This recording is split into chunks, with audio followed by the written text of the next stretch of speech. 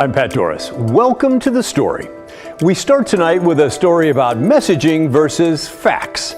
Recently, the Oregon Department of Transportation began letting all of us know they just don't have enough money to plow and sand our roads like they used to. And if you live in the metro, you've seen the lack of graffiti cleanup around town. ODOT says there's a good reason for their scale back, but I found otherwise. And it's definitely our big story. ODOT blames falling money from the fuels tax, that's gas and diesel, and also inflation. Now, the fuel tax issue makes sense in the big picture. More and more people are driving hybrids and electric vehicles. You might even have one. Interestingly, ODOT's economists report that fewer vehicles are owned now in Oregon than before COVID.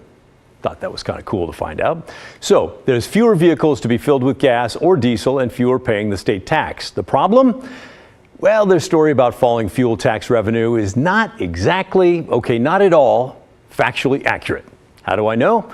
I looked at the numbers, and I'll show them to you. And by the way, we here at The Story, we do not like to take things at face value, and I don't think that you do either. You want to dig in and find out what the numbers really show? Me too. Let's do that. First, let's get to the talking point from ODOT. I wanted to interview the director, but I was told, nope, he's not available for you.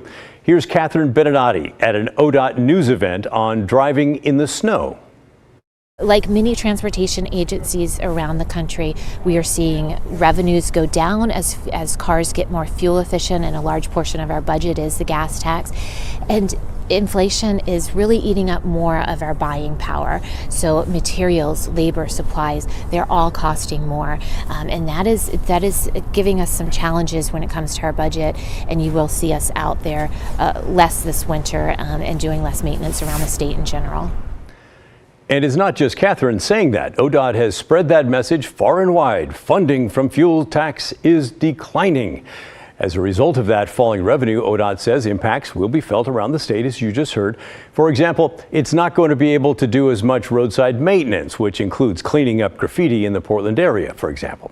Here is their announcement on that one. They say they've had to cut graffiti removal budget significantly. They're also cutting back on things like mowing the grass and litter pickup. But this one should really strike fear into your heart. ODOT is also cutting the amount of sand and de-icer it's going to apply to highways in the Portland area. They'll have fewer seasonal employees, but they'll still prioritize I-5, I-205, I-84, I-405, and Oregon 217. But they're warning Portland area travelers to prepare for the possibility of extended delays and varying degrees of traction, along with extended closures and chain restrictions for areas outside the metro area. So, wow, okay, that does sound sort of dire. But do the facts back all that up? Not in the way in which they're pitching that story. Let's take a look. I dug into the October 2023 revenue forecast from ODOT, sort of bland on the cover page there, fellas. I guess, kudos for not wasting money on a fancy design. It includes this bar chart, though, which shows that the total amount of money coming into ODOT in 2023 looks pretty close to what was coming in 2022. If you want to see the gas and diesel tax money, look at the green. That also looks pretty close to me. And when we look at the actual total numbers, the money that came in from the fuels tax, which again is combined gas and diesel, you can see that fiscal year 2023 was $669 million. That, my friends, is $17 million more than the year before. So more is not less, up is not down. Now, in fairness, the report also contains this chart, which I also found interesting. It shows the differences in the sales of diesel, they're in the orange, and gas, they're in the blue, compared to the same month in 2019. Diesel mostly up, gas mostly down compared to 2019. A lot of that happened during COVID as we all stayed home and diesel trucks got going, delivering lots of things to our homes. And on the far right, you can see the spring of 2023 gas sales. Most of those months were still down compared to 2019. But the fuels tax is a combination of the two, gas and diesel, and together those were up. So I don't know how ODOT thinks it can say that funding from fuel taxes declined and forced them to cut services. Their own reports show that is not the case. It did not go down. It went up by $17 million. Now, will it go down in the future? Probably. I have no doubt about that, actually, over the long term. But it's not happening right now, and it's probably not going to happen next year either, in part because of a new 2-cent per gallon tax that will likely kick in this coming January. Something to look forward to there. Here's a response I got from an ODOT spokesman when I asked about this. I think part of the issue may be that we think in terms of budget cycles and we try to manage a fairly long timeline. Now, anytime I get a response like that, I know there's going to be some tap dancing going on. So he continues. It's true that revenue from the fuels tax is still growing for the very near future as the gas tax increases by 2 cents in 2024. But he also stressed flattening revenue from the fuels tax is the primary reason we are reducing service levels. Now, I do believe that their expenses are going up, but if that's the case, they should just say that and not try to blame those fuel taxes at the same time. It's important to get the message straight or you're going to lose credibility with the public. Okay, so now that we've got that out of the way, here's a question. If the agency knew its finances were getting shaky for operations and maintenance, why not plan for that? Why not set aside money for those things that affect most of us, snowplow and graffiti removal? As I mentioned, ODOT would not make their director available for me, so I went to someone else who knows their budget as well as anyone, State Senator Elizabeth Steiner, the co-chair of the powerful Ways and Means Committee at the legislature, which hands out state money. And I asked her why ODOT does not plan ahead and budget for things like graffiti and snowplows. Well, they do budget for it, but it depends entirely on gas tax revenues because snow plowing and all other road maintenance comes from the Highway Trust Fund. The Highway Trust Fund is paid for with our gas taxes. If gas tax revenue goes down, Highway Trust Fund revenues go down, and that makes it hard to pay for things like snow plowing. But can't they build in sort of a backup emergency fund anticipating that, because they know it's kind of rocky right now and it's going to be going down more? In theory, yes, they could. We have not done that before, and I don't think anybody anticipated that it was going to go down quite as much as it did. So it's certainly possible, and we're certainly going to need to rethink how we pay for road maintenance in this state, because gas tax revenues will only continue to decline as fuel efficiency goes up, more people switch to hybrid or electric vehicles, and even on standard gasoline-powered vehicles, fuel efficiency is going up. So we need to switch to an alternate method of funding for this. And what do you think that would be? Is that an over-the-road mileage tax? That's probably the most rational because, you know, it's how many miles people drive that puts damage to our roads. So it makes sense for us to do that. There have been some concerns in the past about privacy or whatever, but I think there are a lot of strategies around that and ways to deal with it. So, and frankly, unless you never allow your phone to have location services turned on, your data, your location's being collected by private companies all the time. All right, thank you, Senator. Now, I talked with the senator before I dug into those ODOT revenue report numbers, but nonetheless, in my opinion, the big points are these. First, money for the fuels tax did not go down. It went up slightly. So let's sync the messaging and reflect the facts. Second, ODOT should have either put money aside for high impact activities like plowing, sanding, and graffiti removal, or maybe they should go to the emergency board with the state legislature and ask for money now before the next legislative session. That board, by the way, is meeting in 2 days down in Salem. They shell out money for emergency needs before the next legislature meets all the time. Maybe, ODOT, you can get them to give you the money you need. Third, it is becoming more clear that paying a state tax at the gas pump is not going to work in the future when it comes to funding ODOT. I know you're going to hate that, but I think something like a tax that you pay based on the number of miles that you drive, regardless of how efficient your vehicle is, that probably is the way to go. So, what about you? What do you think? You know what to do. We love hearing from you. We love including you in our show and our stories, so share your input. What do you think? Over-the-road tax, tolls? I know you hate that one too. The email is thestory@kgw.com or call and leave a voicemail, 503-226-5090. I look forward to hearing from you. Coming up next on The Story, we've seen your emails and listened to your voicemails. A lot of you are very fired up about dozens of elk along the Oregon coast killed by a landowner over the span of 3 years. We'll explain the legality of it all coming up next. Plus, one of the more novel salmon restoration projects is the Pike Minnow Bounty Program, which pays anglers to catch the salmon predators. The jaw-dropping number of fish the #1 angler reeled in, and how much they were paid in the end, when the story returns.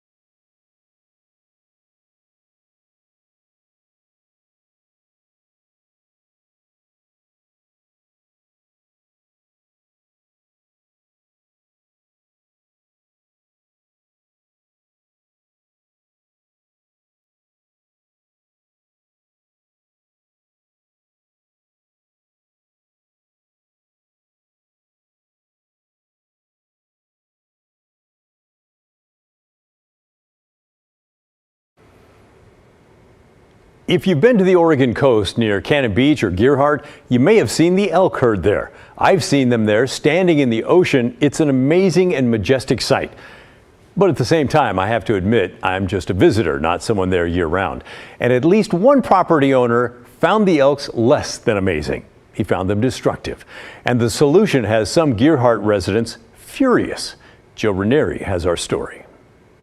Seeing the different elk herds have been somewhat of a fixture along the northern Oregon coast for almost 20 years now. Now, many residents in this area are upset by a law that allows residents to hunt them.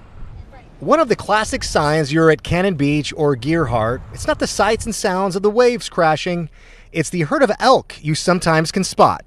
Elk are one of the iconic animals of the North Oregon coast. Visitors come here, they love to see them. Now, many residents are upset that these iconic animals were allowed to be killed on private property over a nearly 3-year period. This all started after a homeowner was tired of having to deal with the elk destroying his fences on his nearly 50-acre property in Surf Pines. So he got in touch with the Oregon Department of Fish and Wildlife and was granted 77 elk tags. The property in question was experiencing damage, and as a agency, ODFW is statutorily required to assist landowners with alleviating damage. It was 10 years ago when Oregon lawmakers passed the Oregon Landowner Damage Program. That's a law that allows property owners to receive tags from ODFW to hunt elk if they are causing damage on someone's property. What has many residents upset is that there was no public hearing about it. The thing is, though, they don't have to. The Oregon Landowners Damage Program requires no public input or no public notification. So they had no obligation to notify anybody. There's still a large elk population at the coast, but what residents like Bob Attia are worried about, what this law could mean for the elk population many of us have come to know and love out here. And we hear it from both sides, whether it's too many elk and they're causing damage and in conflict with people, or your people not seeing the elk that they expect. I spoke to the property owner over the phone. Now, he didn't want to go on camera, but he did tell me he reached out to the Oregon Department official in wildlife to see if there was a way they could relocate the herd of elk. He was told that couldn't happen. And if you're wondering why can't the city council get involved in all of this, that's because this took place out of city limits. Along the northern Oregon coast, Joe Ranieri, KGW News. All right, thank you, Joe. And while we're on the topic of wildlife, let's update you on a story that environmental reporter Cale Williams brought us earlier this year. It's all about the bounty program for a voracious predator of juvenile salmon in the Columbia River, the northern pike minnow. The Bonneville Power Administration funds the Pike Minnow Sport Reward Fishery Program, which pays anglers to go out and catch as many as they can. Here's how the payments work. The fish have to be 9 inches or larger. For the first 25 fish, anglers get $6 each. After 25, they take in $8 each. And for any fish past 200, those are worth $10 each. Some special tagged pike minnow are worth either $200 or $500 as well. The program runs from May 1st to September 30th. This is a map of the 20 stations along the Columbia and Snake Rivers where anglers register, head out on the water, then come in to have their fish measured and tallied up. And if anyone ever told you, hey, don't worry about that fishing, you'll never make a living fishing, you tell them to check the top anglers of this year's pike minnow program. Check this out. The top angler this year took home more than $107,000. They caught over 10,000 pike minnow and reeled in one of those special tagged fish as well. Number 2, not that far behind with just over $99,000 in earnings, catching nearly 9,800 pike minnow. And rounding out the top 5, you have anglers who took home $62,000, $57,000, $47,000, all thanks to landing pike minnow. Not bad for a part-time job. While those numbers likely cause you to gasp, the record payout, check this out, happened back in 2016. Someone took home over $119,000, pulling in more than 14,000 pike minnow. The season is 152 days long, meaning that person averaged 92 fish every day, averaged. And remember, they have to be 9 inches or more. That's some serious fishing going on. Officials tell us the goal of the program is not to eradicate the species, but to get big, hungry pike minnow out of the water to protect the salmon. When the dams went in, we made the habitat for pike minnow just a little bit better, which made their populations go up just a little bit. And then not only that, the pike minnow also found that it was a lot easier to predate the juvenile salmon near the dams. And so if we can crop down 10 to 20% of their population, we believe that that'll allow savings on juvenile salmonid of up to 40% of what it was before the program started. The more I learn about that, the more amazing it is to me. Coming up next on The Story, it's Monday and we're digging for old. We'll tell you about an architect who was Portland's fixture for fixtures. How the man left behind quite the puzzle for researchers, and we'll share a recording from the Historical Society from nearly 50 years ago involving the famed Pittock Mansion. That's all coming up when The Story returns.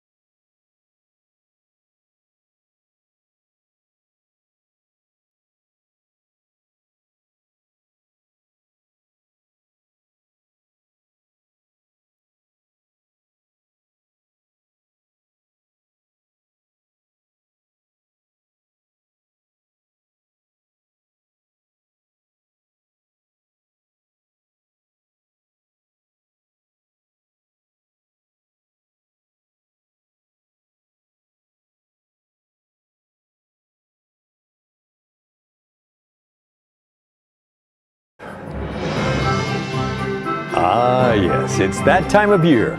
The KGW Great Toy Drive is here. We're trying to brighten the holiday season for thousands of kids in our communities. Here's how you can help. Drop off a new unwrapped toy at any IQ credit union, Fred Meyer, or local Toyota dealership. Or if you'd like to stay home and help out, just use the camera on your phone to scan this QR code. It'll take you to a list of toys that you can buy that'll be sent to us to help distribute. It's that easy. If you have questions, you can visit kgw.com/toy.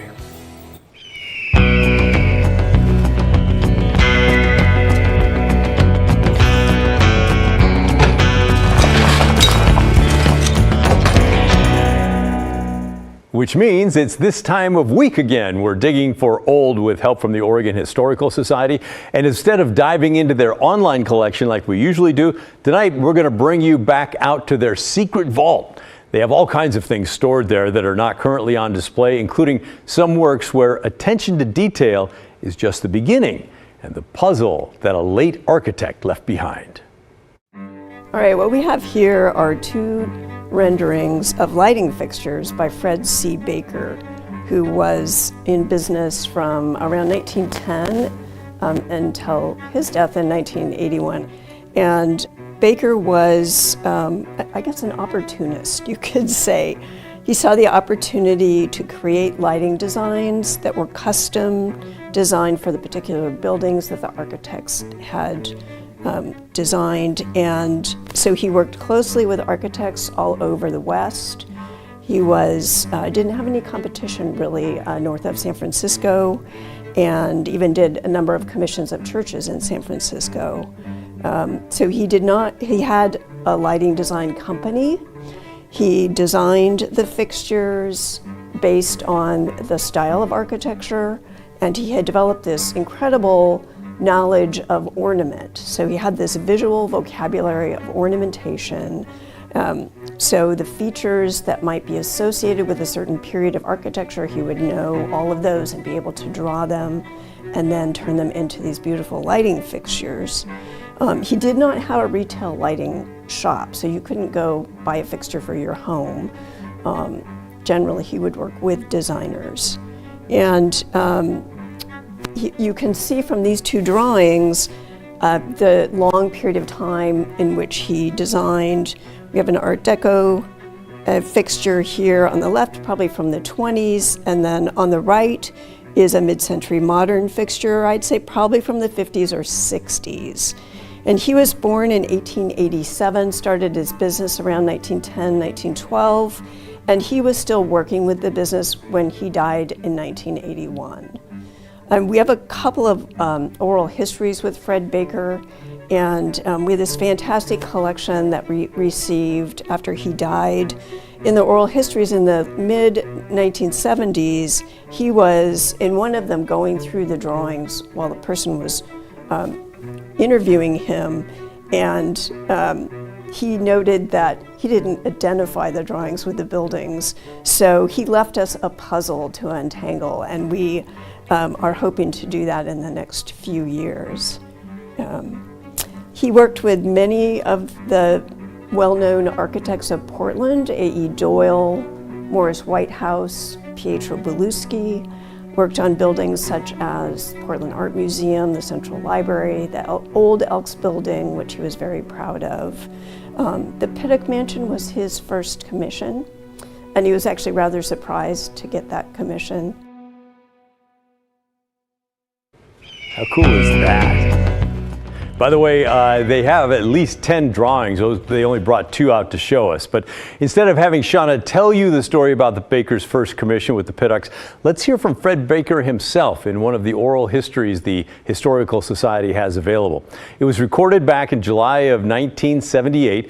Here's Baker, who was in his early 90s then, recalling that meeting with Pittock in 1914. I made the drawings, went up to the old Pittock house, and I remember very well. Mr. Pittock was sitting in a big chair, and his 2 daughters on either side of him. And I sat on the floor and showed him these drawings. Had no idea that I was going to get the work, but I explained it all to them best I knew how. I had a price all worked out. For if he asked me the price, I didn't think he would be interested in hearing the price, but he did ask me, and I told him. And he turned to his daughter and said, "Do you like them?" They said, "We think they're pretty." He said, "Well, go ahead, young man, put them in." How about that? That's super cool. Some of Baker's other fixtures were put in places like the Oregon State Capitol and Timberline Lodge. And we'd love to hear from you if you have any of Fred Baker's stories, or maybe you're lucky enough to have one of his fixtures in your home. Get in touch with us, will you? The email again is thestory@kgw.com, or you can call and leave us a voicemail. The number is 503-226-5090. We really do read all your emails, listen to all of your voicemails. We're kind of a different show that way. And I hope you like it, and I hope you'll tell your friends about us. In the meantime, that's the end of our show. Thanks so much for watching. And remember, the story, our collective story, well, that never ends. The good stuff's coming up next. I'll see you right back here tomorrow night at 6:30.